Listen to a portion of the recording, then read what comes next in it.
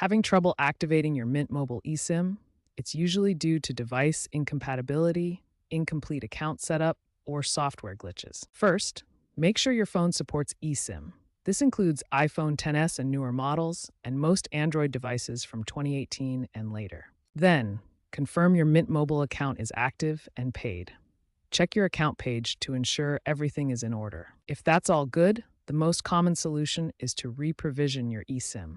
This means deleting the existing eSIM profile and reinstalling it, often resolving the issue. According to Mint Mobile's data, most users can fix activation failures by doing this. Next, we will show how to reprovision and reset. Here's how to reprovision your Mint Mobile eSIM. First, delete the current eSIM.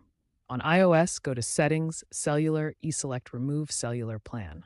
On Android, navigate to Settings, Network and Internet, SIMs, and choose Delete. Next, reset your network settings. For iOS, go to Settings, General, Transfer or Reset iPhone, Reset, and choose Reset Network Settings. On Android, access Settings, System, Reset Options, and select Reset Wi-Fi, Mobile, and Bluetooth. Now, reprovision by opening the Mint Mobile app, tapping Activate eSIM, and scanning the new QR code.